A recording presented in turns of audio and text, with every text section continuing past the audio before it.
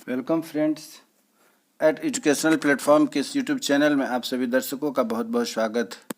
आज के इस एपिसोड में हम लोग चर्चा करने जा रहे हैं, वह चर्चा का विषय है डीएलएड फेस टू फेस प्रथम वर्ष की परीक्षा 2023 में जो आयोजित होने वाली है उसके पेपर F6 पर हम लोग चर्चा करने जा रहे हैं। तो आज का यह जो एपिसोड है वह विशेष करके उन छात्र छात्राओं प्रशिक्षुओं के लिए बहुत ही महत्वपूर्ण होगा जो डीएलएड कर रहे हैं और इनका सत्र 2022-24 है। उनके प्रथम वर्ष की परीक्षा 2023 में आयोजित होने वाली है। इसी परीक्षा की या आज की जो हमारी पेपर है, आज का जो हमारा टॉपिक है, आज का जो हमारा एपिसोड है वह आधारित है वह F6 का पेपर है। F6 पेपर को हम लोग शिक्षा में जेंडर एवं समावेशी परिप्रेक्ष्य के नाम से जानते हैं। आज का F6 पेपर शिक्षा में जेंडर एवं समावेशी परिप्रेक्ष्य को जानते हैं। आपको यह अवगत कराना चाहते हैं कि यह पेपर आपके 35 नंबर के होते हैं, जिसकी परीक्षा आप 2 घंटे में लिखते हैं। यह 2 खंड में प्रश्न पूछे जाते हैं। प्रथम खंड में जो परीक्षा होती है, जो पेपर है, उसका 5 प्रश्नों का जवाब देना होता है और प्रत्येक प्रश्न 5-5 नंबर के होते हैं, अर्थात 25 नंबर का यह खंड ए होता है। और विशेष करके इसमें 75 से 100 अंकों की इस प्रश्नों के उत्तर जो होंगे वह शब्दों में लिखे जाते हैं। 75 से 100 शब्दों में इन प्रश्नों के उत्तर होंगे जो खंड ए में पाए जाते हैं। ये सभी शॉर्ट आंसर क्वेश्चन होते हैं, अर्थात लघु उत्तरीय छोटे उत्तर देने वाले प्रश्न होते हैं और 5 प्रश्न होंगे जो सभी प्रश्नों के साथ अथवा में प्रश्न पूछे जाते हैं, उस तरीके के प्रश्न होते हैं। और विशेष इससे आगे बढ़ते हुए जो आपको अवगत कराना चाहते हैं कि यदि आप हमारे इस मुख्य प्रश्नों की सीरीज को प्राप्त करना चाहते हैं तो हमारे YouTube channel at educational platform को आप ज्वाइन करें, सब्सक्राइब करें। उसके लिए आप समझते हैं साधारण सी बात है कि आप अपने इस जो इम्पोर्टेंट प्रश्न देख रहे हैं, इस वीडियो के नीचे में सब्सक्रिप्शन दिया रहेगा, उसको आप सब्सक्राइब करें और हमारे साथ जुड़ें, जिससे कि बाकी अन्य विषयों के जो डीएलएड पर आधारित मुख्य प्रश्नों की जो सीरीज है वह आपको मिल सकेगी। और यदि आप पुराने हैं तो इसे लाइक, शेयर तथा कमेंट्स करें, जिससे कि हमें आपके लिए यह जो क्वेश्चन की सीरीज ला रहे हैं उसे लाने में थोड़ी और मदद मिल सके, अर्थात आपके चॉइस के अनुसार हम इसमें प्रयास कर सकेंगे। चलिए इसी उम्मीद के साथ कि आप हमारे साथ इस वीडियो को शुरू से आखिरी तक जुड़े रहेंगे, देखते रहेंगे, जिससे कि इसका लाभ आप अधिक से अधिक उठा सकते हैं। आगे बढ़ते हैं। आज का जो हमारा प्रश्न है उसे आप ध्यान से देखेंगे और उसे प्रयास करेंगे जिससे अच्छे से तैयारी हो, जिसमें आप 35 में 35 अंक प्राप्त कर सकते हैं। तैयारी आपको करना है, मेरा काम है आपको रास्ता बताना, और इस पर आप चलेंगे तो निश्चित रूप से आप अच्छे अंक प्राप्त कर सकते हैं। तो खंड ए हम लोग शुरू करने जा रहे हैं, जिसमें कि आपको प्रत्येक प्रश्न के उत्तर 75 से 100 शब्द में देने होते हैं तथा प्रत्येक प्रश्न के लिए 5 अंक निर्धारित किए गए हैं और हर एक प्रश्न अथवा में करके आते हैं, जिसमें से जिसका आप उत्तर अच्छे से लिख सकते हैं उस प्रश्न को आप तैयार करके उत्तर लिखें। पहला प्रश्न कहता है कि समावेशी शिक्षा की अवधारणा एवं आवश्यकता को लिखें।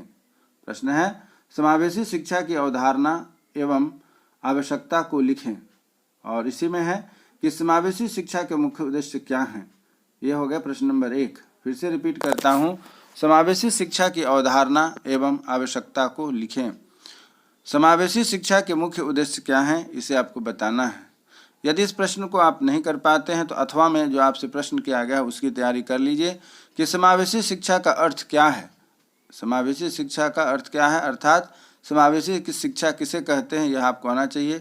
इसकी आवश्यकता विद्यालय स्तर पर क्या प्रभाव डालती है, अर्थात समावेशी शिक्षा किसे कहते हैं और समावेशी शिक्षा की जो आवश्यकता है वह विद्यालय स्तर पर क्या प्रभाव डालती है, अर्थात विद्यालय के पढ़ने वाले बच्चे हैं, अभिभावक हैं तथा विद्यालय का जो वहाँ का माहौल होता है, उन सबों को समावेशी शिक्षा किस तरीके से प्रभावित करता है, यही आपको इसमें जवाब देना है।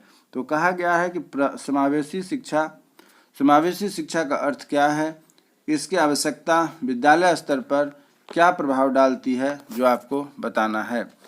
प्रश्न संख्या 2 में हम चलते हैं। प्रश्न संख्या 2 कहता है कि समावेशी शिक्षा के लिए कक्षाओं में विविधता और असमानता के अनुरूप पाठ्यचर्या होनी चाहिए, स्पष्ट करें। फिर से ध्यान से समझिएगा। प्रश्न कहता है कि समावेशी शिक्षा के लिए कक्षाओं में विविधता और असमानता के अनुरूप पाठ्यचर्या होनी चाहिए, इसको स्पष्ट करें। तो एक चीज़ में बताना चाहते हैं कि समावेशी शिक्षा किसे कहते हैं, आपको यह सबसे पहले जानना आवश्यक होगा। तो समावेशी शिक्षा का तात्पर्य होता है कि किसी भी विद्यालय में एक ही छत के नीचे विशेष आवश्यकता वाले सभी बच्चों को बैठा दिया जाता है और जब उनको शिक्षा दी जाती है तो उन्हें हम समावेशी शिक्षा कहते हैं। अर्थात यह हुआ कि एक विद्यालय में विभिन्न आवश्यकता वाले बच्चे होते हैं। यही बात यहाँ पर कही जा रही है कि विविधता और असमानता के अनुरूप उसकी पाठ्यचर्या होनी चाहिए। इससे आप कितने सहमत हैं, इसके बारे में आपको लिखना है। या इसको दूसरे ढंग से भी प्रश्न किया जाता है कि क्या एक शिक्षक को कक्षा में विविधताओं के प्रति संवेदनशील होना अनिवार्य है, यदि हाँ तो इसकी वर्णन करें। फिर से रिपीट करता हूँ, क्या एक शिक्षक को कक्षा में विविधताओं के प्रति संवेदनशीलता होना अनिवार्य है, यदि हाँ तो इसके बारे में आप वर्णन करें। इसी का दूसरा भाग है अथवा के सेंस में जो आता है प्रश्न, उसको देखिए आप। समावेशी शिक्षा में विशेष आवश्यकता वाले बच्चे, जिसे हम दिव्यांग बच्चे का बिहार में शिक्षा व्यवस्था में क्या क्या चुनौतियां हैं। फिर से रिपीट करता हूं, समावेशी शिक्षा में विशेष आवश्यकता वाले बच्चे, जिसे दिव्यांग कहा जाता है, का बिहार की शिक्षाई व्यवस्था में क्या क्या चुनौतियां हैं और शिक्षार्थियों में विविधता की समझ तथा उनके महत्व पर प्रकाश डालें। शिक्षार्थियों में विविधता की समझ तथा उनके महत्व पर प्रकाश डालें। कहने का तात्पर्य हुआ कि बच्चे जो क्लास में पढ़ रहे हैं समावेशी शिक्षा के तहत, उनमें बहुत तरह की कमियां हैं, विसंगतियां हैं, अर्थात उसमें विविधता है। तो उसको कैसे समझेंगे और उसके महत्व को कैसे हम प्रकाश डाल करके दूर कर सकते हैं। इसी सिलसिले को आगे बढ़ाते हुए हम देखते हैं प्रश्न संख्या 3 क्या कहता है। तो प्रश्न संख्या 3 कहता है, भारतीय समाज में समावेशन और अपवर्जन के विभिन्न रूप में हाशिए का समाज से आप क्या समझते हैं। फिर से रिपीट करता हूँ, भारतीय समाज में समावेशन और अपवर्जन के विभिन्न रूप में हाशिए का समाज में क्या हाशिए से आप क्या समझते हैं। या दूसरे सेंस में यूँ कह सकते हैं कि समावेशी शिक्षा में विशेष आवश्यकता वाले बच्चों अर्थात दिव्यांग की वर्तमान स्थिति में कौन कौन सी चुनौतियां हैं। फिर से बताता हूं कि समावेशी शिक्षा में विशेष आवश्यकता वाले बच्चों की वर्तमान स्थिति में कौन कौन सी चुनौतियां हैं, इस चीज़ को आपको स्पष्ट करना है। या इसमें अथवा पर आधारित जो प्रश्न है वह इस प्रकार है कि आधुनिक समाज में जेंडर विभेद का क्या स्वरूप है। ठीक है, आधुनिक समाज में जेंडर विभेद का क्या स्वरूप है तथा वर्तमान समाज में जेंडर संवेदनशीलता और समानता में शिक्षा की भूमिका का वर्णन करें। वर्तमान समाज में जेंडर संवेदनशीलता और समाज में शिक्षा की भूमिका का वर्णन करें। तो इस तरीके से आपने देखा कि यह प्रश्न जो है, यह प्रश्न पूरा होता है सामाजिक स्तर पर जो को हमारी तरफ से व्यवस्था हो रही है, अर्थात विद्यालय में व्यवस्था हो रही है। उसी पर कहा गया है कि आधुनिक समाज में जेंडर विभेदन अर्थात भेदभाव का क्या स्वरूप है। वर्तमान समाज में जेंडर संवेदनशीलता और समानता में शिक्षा की भूमिका का वर्णन करें। प्रश्न संख्या 4 कहता है कि बालिका शिक्षा को सशक्त बनाने में समुदाय की क्या भूमिका है। गर्ल एजुकेशन जो है, बालिका शिक्षा को सशक्त बनाने में समुदाय की क्या भूमिका है। बालिका शिक्षा को बेहतर बनाने हेतु बिहार सरकार ने कौन कौन सी योजनाएं चलाई हैं। बिहार में लड़कियों की सामाजिक स्थिति तथा उनकी शिक्षा अनिवार्यता का क्या उद्देश्य है। बिहार में लड़कियों की सामाजिक स्थिति तथा उनकी शिक्षा अनिवार्यता का क्या उद्देश्य है। एक बार फिर से मैं रिपीट करता हूँ प्रश्न नंबर 4 को। क्या कहा जा रहा है, बालिका शिक्षा को सशक्त बनाने में समुदाय की क्या भूमिका है। बालिका शिक्षा को बेहतर बनाने हेतु बिहार सरकार ने कौन कौन सी योजनाएं चलाई है और बिहार में लड़कियों की सामाजिक स्थिति तथा उनकी शिक्षा अनिवार्यता का क्या उद्देश्य है। इस प्रश्न को आप याद करके समझ करके रखेंगे। नेक्स्ट प्रश्न है इसी का अथवा वाला जो भाग है उसमें क्या कहता है कि सामाजिक विकास में जेंडर कैसे बाधक है। सामाजिक विकास में जेंडर कैसे बाधक है और समाज को समतामूलक बनाना शिक्षा का एक महत्वपूर्ण उद्देश्य क्यों है। समाज को समतामूलक बनाना शिक्षा का एक महत्वपूर्ण उद्देश्य क्यों है। विशेष आवश्यकता वाले बच्चों खास करके दिव्यांग के विविध प्रकार का संक्षिप्त में वर्णन करें। विशेष आवश्यकता वाले बच्चों अर्थात दिव्यांगों के विविध प्रकार का संक्षेप में वर्णन करें। अब प्रश्न आता है प्रश्न संख्या 5 जो खंड ए का आखिरी प्रश्न है। प्रश्न संख्या 5 कहता है कि जेंडर आधारित भेदभाव अर्थात विभेदों की समाप्ति के उपायों का संक्षेप में वर्णन करें। कहने का मतलब हुआ कि समाज में जो लड़के लड़कियों के बीच में जेंडर पर आधारित जो भेदभाव हैं उसे समाप्त करने के लिए आप क्या उपाय सुझा सकते हैं उसके बारे में आपको बताना है। बच्चों के समाजीकरण में जेंडर की भूमिका क्या है बच्चों के सामाजिक और जेंडर की क्या भूमिका है और साथ ही साथ समुदाय और परिवार का अंतर क्या है। फिर से पढ़ रहा हूँ कि समुदाय एवं परिवार का क्या योगदान होता है, इस पर हमें जवाब देना है। अथवा में जब आपका प्रश्न पूछा जाता है तो वह प्रश्न यह बनता है कि विद्यालय में समावेशी शिक्षा के अंतर्गत शिक्षकों की भूमिका एवं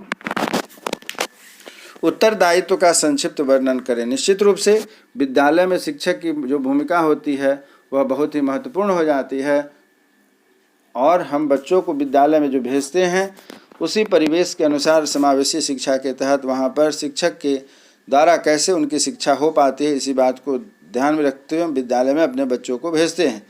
तो कहा गया है कि विद्यालय में समावेशी शिक्षा के अंतर्गत शिक्षकों की भूमिका एवं उत्तरदायित्व का संक्षिप्त वर्णन करें, या नहीं तो फिर शिक्षा जेंडर गैप को कम करने में सहायक है। शिक्षा जेंडर गैप अर्थात एक जेंडर से दूसरे जेंडर के बीच में जो अंतर है या क्यों अंतर है, अगर अंतर है तो कैसे दूर हो सकता है, या अंतर नहीं है तो कैसे इसको हम एक शिक्षक के द्वारा इसको प्रयोग में ला सकते हैं। इसी बात पर कहा गया कि शिक्षा जेंडर गैप को कम करने में सहायक है, यानी कि एजुकेशन क्या है कि लड़के लड़कियों के विभेद को दूर कर सकता है। यही कहा गया कि शिक्षा जेंडर गैप को कम करने में सहायक है।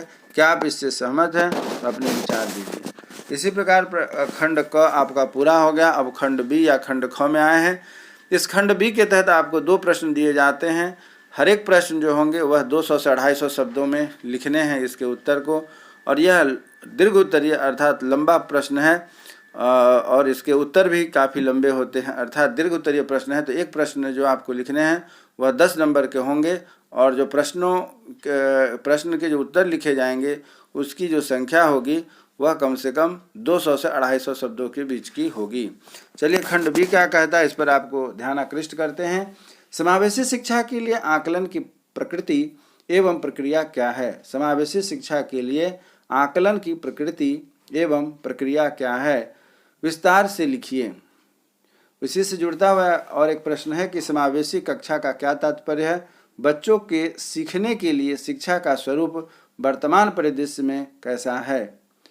फिर से रिपीट करता हूँ, समावेशी कक्षा का क्या तात्पर्य है। बच्चों के सीखने के लिए शिक्षा का स्वरूप वर्तमान परिदृश्य में कैसा है। अथवा बच्चों के समाजीकरण में जेंडर की भूमिका में बचपन और परिवार का क्या प्रभाव पड़ता है। बच्चों के समाजीकरण में जेंडर की भूमिका में बचपन और परिवार का क्या प्रभाव पड़ता है, क्या प्रभाव डालता है, इस पर बताना है। या नहीं तो फिर वर्तमान समाज में स्त्री पुरुष की समानता का क्या महत्व है।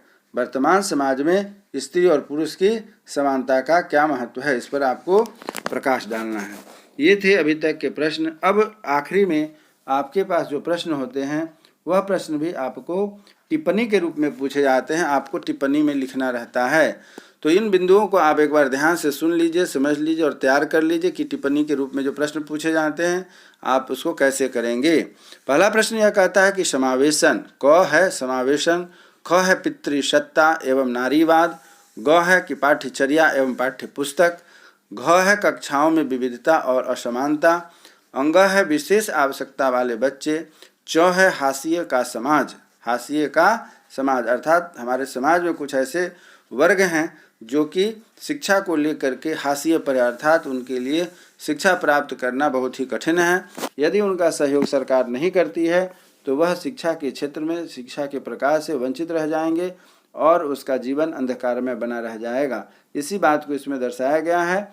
वह है कि हाशिए का समाज। और 6 है विद्यार्थी शिक्षक संवाद। विद्यार्थी शिक्षक संवाद अर्थात शिक्षक और विद्यार्थियों के बीच जो बात करने के बिंदु हैं, टॉपिक हैं, वह कैसे एक दूसरे के सहयोगात्मक होते हैं, इसी बात पर लेकर के आपको टिप्पणी लिखनी है।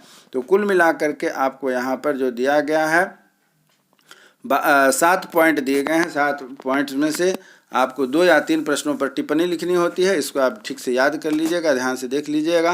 एक बार फिर से रिपीट कर देता हूँ टिप्पणी लिखने के लिए जो टॉपिक हैं। पहला 1 है समावेशन। ख है पितृसत्ता और नारीवाद। ग है पाठ्यचर्या एवं पाठ्य पुस्तक। घ है कक्षाओं में विविधता और असमानता। अंग है विशेष आवश्यकता वाले बच्चे। च में है कि हाशिए का समाज। और 6 में है विद्यार्थी शिक्षक संवाद। तो यह हमारा F6 का पेपर आज पूरा होता है। उम्मीद करता हूं कि आपको हमारे दिए गए यह जो सुझाव हैं, सलाह हैं, महत्वपूर्ण प्रश्नों की यह जो पैकेज है वह आपको अच्छी लगी होगी। आप इसकी तैयारी करके अच्छे से परीक्षा में पूर्ण अंक अर्थात 35 ऑफ 35 अर्थात 35 में 35 अंक प्राप्त कर सकते हैं। इसी उम्मीद के साथ कि हमारा यह किया गया प्रयास आपको अच्छा लगा होगा।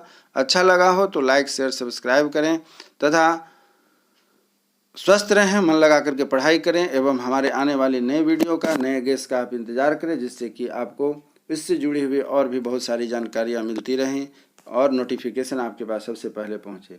तब तक के लिए हमारी आपकी फिर से एक बार अगले वीडियो में मुलाकात होगी और एक नए टॉपिक पर बात होगी, चर्चा होगी। तब तक के लिए जय हिंद, जय भारत।